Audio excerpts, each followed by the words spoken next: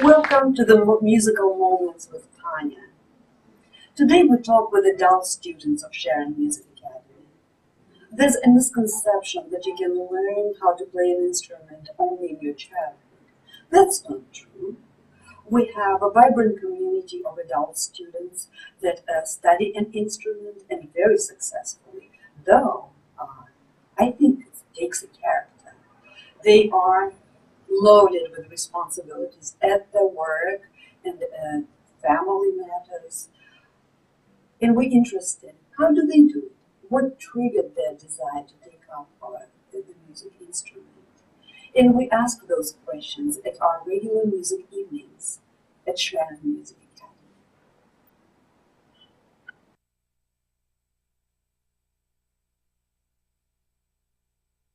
That's for sure. That was good. That was very good, by the way. You can tell your mother. Yes, this sure is do. excellent. Mm-hmm. Thank your mom. So when are we going to hear from you guys sing? It'll be a while. When our Russian gets better and we can do a Russian folk song, that's when we'll sing. That's great. Wow. That would be cool. Sing it in Russian? I did a long time ago. Well, that's pretty cool. I love Russian romances. Orka Chorny and Russian songs. Borodino. It's going to be amazing. If I sing a Russian folk song, what's the big deal? Do you sing duets? Pardon? Do you sing duets? No. So when you start performing, you'll be doing solos. I would imagine. Okay. That's what keeps this marriage alive. Don't push it, Eileen. Don't push it. She works the night shift and I work the day shift. Right. And she has for Oh. 30-something years, and we've been married 48 this year. So Oh, I didn't ask, what do you do? I'm a nurse. Oh, wow. I can imagine that any idea just has an explosion of different opinions. So I want to throw in our conversation my question. Everybody is busy. We are what we do. We do it all the time. We do it day and night. I thought my grandmother, who was a medical doctor, she worked around the clock. Now my acquaintances who are the same profession, they work around the clock, not 24 hours a day, 36 hours a day. They just get up 12 hours earlier. and you still find the place and time for music. And at some point you decided not only play an instrument the way you could, but better yourself and take up the professional music lessons. So I wonder, was it a trigger? And what if anybody has a nice story? What was the turning point that made you from a music lover into a music student? I guess I can share first. I'm just wondering, in 2009, November, maybe you were at Johnson String or something, buying a channel? No, Okay, maybe someone looks like you. That was the first time we went to a music store to rent a violin for my daughter. That we started the lesson at that time. We went there for the first time. It was a rainy day. The sky was gray and gloomy. We got out of a car and all of a sudden the music was so beautiful. from the second floor of Johnson Street, the store. So we didn't go to the store. We went directly to the second floor and just stand there and just listen. It was so beautiful, and at that moment, I wanted to learn. I wanted to learn. I come here with my daughter every time the violin becomes, wow, it's so beautiful, even maybe the same as the cello. So I started about 4 weeks ago, just to get used to the instrument, and I can play it by myself. At least now, Twinkle Twinkle. That's only very good thing. When I pick up the violin and they manage Mary Had a Little Lamb, just the beginning, it thrills me. We moved to Canton about 8 years ago, and we would come down Main Street quite frequently in Sharon on Saturday mornings or other times. And every single time I drove by, I saw this place, and I said, I wish I was 5 years old and I could be going to music school today. And every single time we drove by, I had that thought. And I happen to be a jazz fanatic, and I love jazz piano. And 2.5 years ago, this amazing thought came over my mind, like, well, why don't I just learn how to play piano? So on tax day, the tax holiday that we have, my husband got a nice fancy camera, and I got the piano that Nicholas now owns. And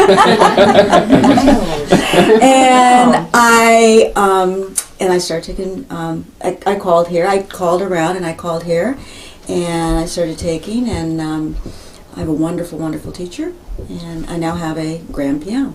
That's why Nicholas has my piano.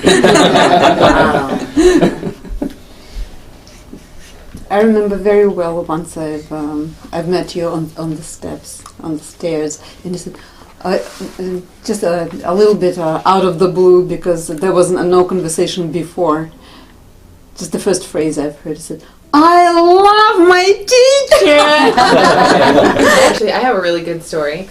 I had just moved home I was in a long-term relationship, and we had just recently broken up, and I was starting a new chapter in my life. And I met with a girlfriend at the bar, and we were meeting with a couple friends from high school, and we were sitting there chatting with them, and I came to find out that these guys are in a band. They've been in a band all throughout high school and into college, and now they're famous, and they tour with Taylor Swift as like her opening band, and I had no idea that they were famous at all. And I was sitting there talking to them, and he was talking about touring, and I was like, oh, that's great. And then he's like, yeah, we just wrapped up with Taylor Swift. And I was like, wait, what? Did I miss something? And he's like, yeah, we're in this band called Boys Like Girls, and they have like popular songs on the radio and like Kiss 108. And I was talking about it, and I was like, oh, I always wanted to play the cello. And they were like, you should do it. And I was like, no, yeah, that's ridiculous. And they were like, and I was like, how long do you think it would take me to learn the cello? And he was like, 3 months. I was like, really? And I was like, I'm going to go tomorrow and go to get a cello. And he was telling me about how you could rent a cello, and the money goes towards eventually owning your own. And then the next day I went and researched it. And they were shocked, because I met them the following week. They were shocked to believe I actually went and rented the cello and set up lessons, because how many people say, oh, I'm gonna do it. I'm gonna do it. And especially when you're at the bar, you're like, oh, I'm gonna do that. But I went and I did it. So I guess it was always surrounding myself with people who were into music, and I was always envious of them, and I just was sick and tired of being envious. So I decided to do it myself. Awesome. That was my story. Which is pretty fun. Must be more stories like that. What about you, Lee? Oh, my friend Sergey. I came because of you. This was something. I might cry. I'm going to try not to. I'm an accountant, and was struggling. I had changed some jobs. This is going back to 2007. It's going back a while. Finally, I found a job that I really cared for. And I was there for a year and a half, and one of the senior partners passed away. And 25% of the business portfolio was lost, and I was laid off. And it really, and I should predicate it with this. I had just refurbished my flute because I said, I'm stable, I'm settled, you know, this feeling in life where, oh, finally I can start doing for me, you know. We had bought the house a couple of years prior and feeling more settled, Yes, you know. totally. And that was a really big emotional Move forward. So in Korean, right? Wait, I need. Doesn't that mean I love you? To work more for the camera on the question between your children and grandchildren and families and dogs and heavy work schedule and backyard and your lawn. How do you find time for the music? Is there any regiment or any idea how to? Because you can go ahead and you really want to go ahead, and you know it's not without practice. How do you find time for practice? What's your tricks? It has to be a trick. I know that it's the love. That's the love of playing, because if I didn't love it, I wouldn't do it. And that's how I knew I wanted to pay all this money, because I'm cheap. I wouldn't pay for anything that I didn't want to do, and it comes out of my pocket, which is a lot to say. So I have a 15-month, sorry, I cut you off. No, go ahead. No, for me the trick actually to push myself, like I'm tired in the evening and I'm tempted to go to sleep, but the trick is to pick up the piece that you fall in love with. And you really get obsessed with it. You want to play it, Right. and that's what makes me practice more and more. That's true. Sorry. No, that's fine. So I have a 15-month-old baby. Okay. So Wow.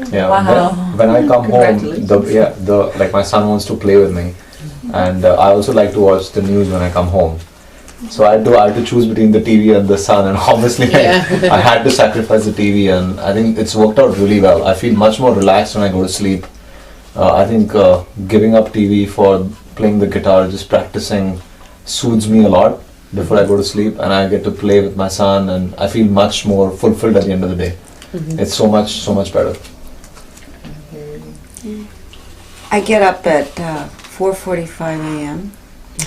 and I start practicing. By yourself or with alarm clock? Oh, no, with alarm clock. Well, actually, it's alarm clock, but oftentimes I'm waking up, depends on what's going on. Sometimes I get a little excited about getting up to practice, so I wake up at ridiculous hours, but I have to stay in bed long enough not to disturb my husband totally. But I get up and I start practicing at about 5:15, and I practice a couple of hours before I go to work. Wow. Wow. That's a commitment. Well, I want to learn how to play. I really, really, really want to play. Yeah.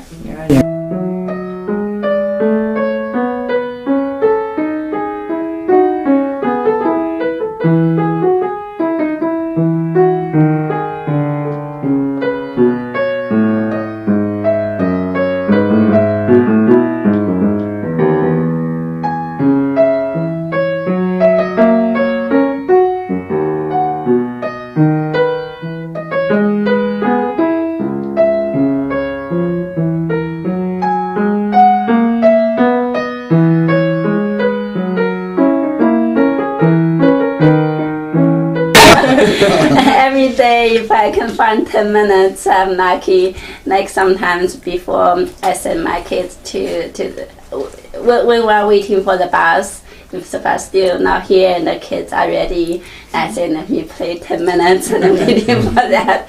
Or before the kids go to bed after dinner, after we play a little while and everybody is settled down, okay, I say, okay, give me myself 10 minutes, I do that. But now I guess it works well if I don't play that much, but I just find a little time every day to have the little joy for myself. For us, it's a little easier. We don't have an instrument to worry about. Yeah. Yeah. So Shower. Good to go. long drive to work, long drive home. Get Yeah, breathing exercises. Cool. And I do acupuncture once a week, so I lay there and do all the breathing exercises. Wow. And expand my lung power. But forever. Wow. Forever. I That's need to get in really a better cool. habit, but I don't sleep that much. I have minimal sleep, so I should be able to do a little more, but I'm working on it. So that's why I'm interested in hearing everybody else's ideas. Well, I'm not going to attempt the flute in the car. That would probably be I've seen people do a lot, you know? But if you see me just, screwing down the street doing this, then call No hands on the wheel. call the 5-0, you know? But, Texting with the other hand. I'm very similar with me. It's 5 minutes, and then I think I really started to graduate. I think, what did I say, 6 months? Like a good half an hour. It's hard sometimes after work.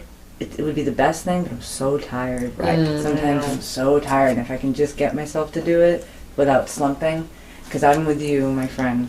What was your name again? Mandeep. Mandeep. I'm Lee. Pleased to Nice meet to you. meet you. The television, you think it's a relaxing instrument? It's hard. It's not. I want to turn that machine Yes. off, you know, and just get with the music, and it's so much better. Yep. So much better. And Sam has, as I think, what did you have, three animals?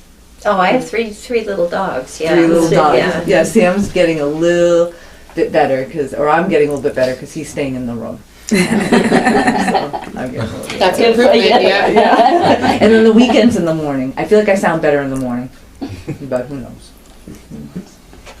So I guess it's the pitch. Because dogs love piano. They like vibration.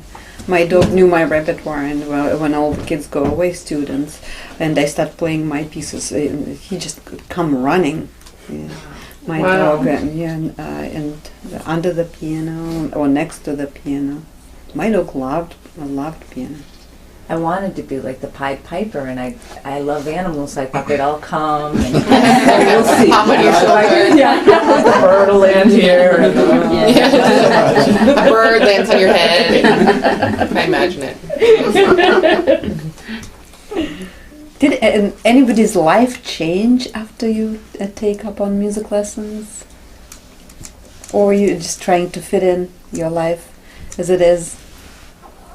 I have a little more confidence. You know, even when I sing in the choir, I enjoy it more and I have more confidence in what I'm doing. So that's made a big difference. I feel special that I'm doing something different and I also feel like it's special because when I come in here, it's all children, you know, who are coming in before and after me, and I think I don't know how many of my friends would do that and stuff. For me, it's also confidence. I have a terrible stage fright, and when in my first concert as an adult, it was crash and burn. It was train wreck. I managed like few texts, and that's it. Like probably half a minute, and I forgot everything.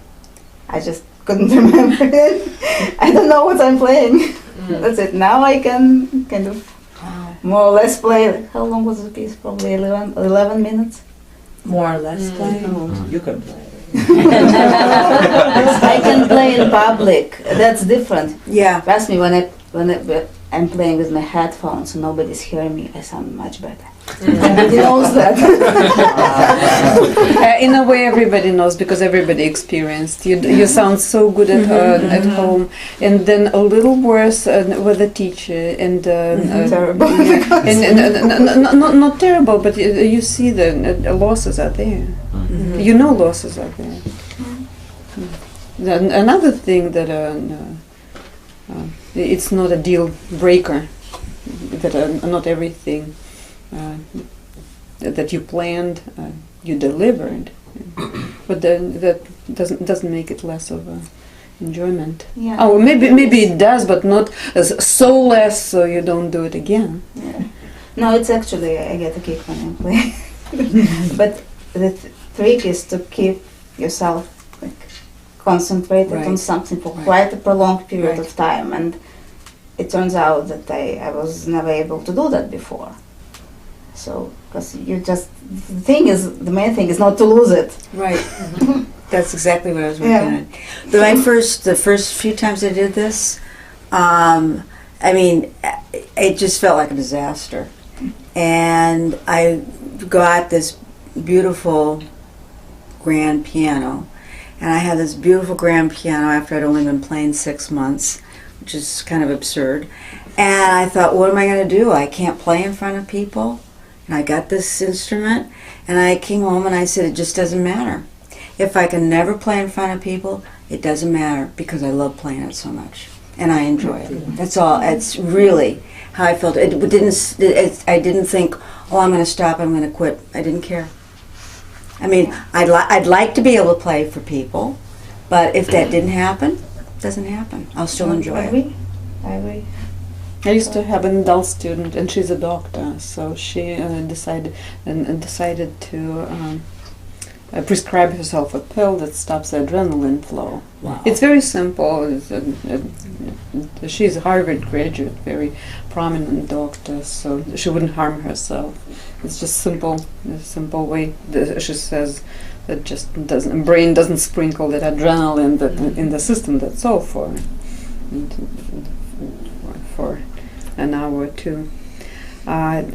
She was always performing, and I have to tell you, there's an organization, New England Piano Teachers Association, and adults, they have their own recital, not where children playing, but I think they do it in Wellesley or in Weston. There's a wonderful house with a stage and winter garden and the grand piano stage, and music lovers go there. Next time when they have it, I can let everybody know, so you go check it out. In there, of course, all the amateurs, professionals don't play there. All the amateurs, engineers and teachers and doctors, they play. And some amazing professionalism, amazing. I've met one lady, she was in Harvard doing her PhD, and she played Liszt Transcendental Etudes, which means practically impossible to play.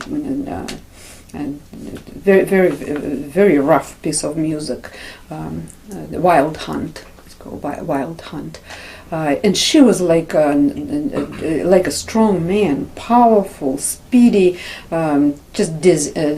You get dizzy when you looked at her. And then everybody, like we would, just gotten together in front, around the food, a beautiful table, and everybody was after her. When do you practice? How do you practice? And she says, I go to the university, I come home, and everybody tries to help her. And you do the homework? And she says, no, I come home, I have my lunch, and I practice for 2 hours. And then I go do the homework, because if I go do the homework, I will never finish. And, so that's what she, my story was about that, my student, and she just got sick and tired of being nervous, and she decided to do that. And I remember she played everything so even, everything so perfect, 100%. I've never heard her play so boring. It was one boring performance. She said, I'd rather make mistake and be nervous, and it's a small price to pay for the thrill. Yeah. I can't imagine playing in front of you guys. It'd just be like dripping. So you say you're going to do this in June? No, he said that. I have a prior engagement. I have a prior engagement. What day was that? Yeah. We can do Mary Had a Little Lamb together. Excellent. For sure. One note, and I'd play 3, and you'd play 1. And I'd throw up. It's easier if you play with somebody. Very new. Yeah, that's because I think I finally am starting to not be super nervous when I go. When you come, Yeah, I totally went through that. I felt good at home. I rocked it at home. I would get in, and I just... I have a practice technique. My work, people fly out of my office at 4:45. I shut my door. My lesson starts for 6:30. So I sit in my office and I play for half an hour before I leave, just to warm up. Because I found that when I just go in dry and I haven't done anything, you're not as good. No, Me either. no, I need to just get it Warm up out, a little. just a little bit, and that's really, really helped. So Yeah. I give you that. Yeah, I'm hoping. It'll ebb. It'll ebb. It just good. And I mean, I got Mario, who sometimes we just talk. I've talked his ear off so fast, just talked through a whole lesson, but that's all right because it's all part. Sometimes the lesson you only need an inspiration. The work has to be done.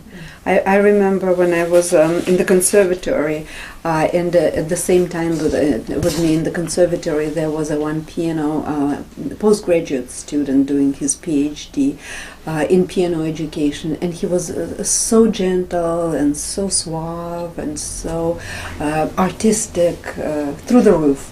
And then he says how to teach kids that amazing piano touch, and he'd say like it's a cranberry, and he describes it how the skin of the berry is so transparent and thin, and how inside it's just like a ruby, the juice inside of it, and you put it in your palm, and how you just squeeze it nicely, but no, so it squirts, but to the fullest, so you have like a palm full of the juice. And he'd go forever, and more metaphors, and I said, but is it practical to spend the whole lesson? Yeah, I know. And he said, Tanya, if it's working, if the child is susceptible, and if he draws the essence of this lesson, it's really worth it. Yeah. I do well with metaphors. Mikhail says, with holding the back of the cello, she says, don't, with the pressure of my thumb, she's like, imagine there's a nest full of eggs, and if you push too hard, you're going to crack the egg. Oh, God. So, it's so hard, because when you're first learning, you're like squeezing it so hard that I'm like, oh, God. Those eggs. Next time we see you, we'll ask you how to They're not surviving in my cello. Hopefully they'll fly over to my shoulder. Yeah, when you put them, they will hatch and land on your shoulder.